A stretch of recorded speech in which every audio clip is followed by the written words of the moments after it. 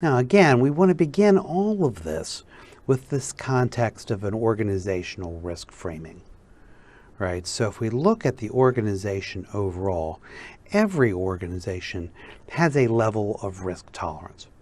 Some organizations are very risk adverse.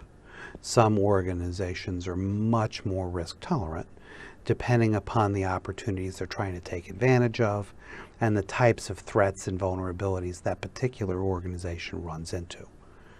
So when you're approaching building an organizational risk management strategy, you have to begin with some basic assumptions. What is your organization's approach to risk, right? What are some of the constraints that this may impose?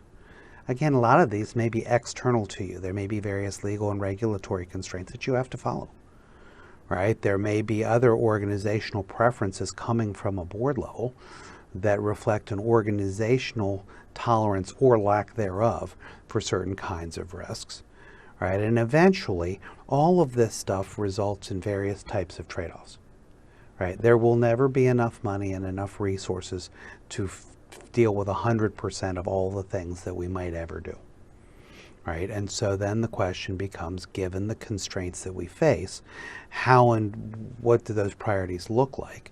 If I need to manage certain trade-offs, say time to market versus certain types of information risk, how do we balance those things?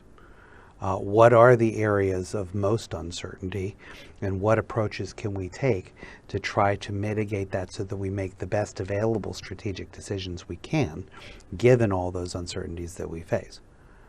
Again, the strategy becomes very fundamental because it eventually produces some guardrails for us, right? So when we start looking at particular risk situations, right, what are the things that are clearly out of bounds? There are certain things we're not allowed to do, right? Probably because there are legal or regulatory constraints that somebody's going to get taken out in handcuffs if we do them.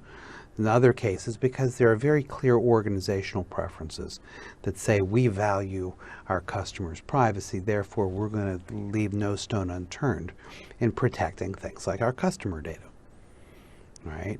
Those boundaries eventually play out when it comes time to make decisions about investments in protecting certain types of assets and how rigorous our controls are going to need to be.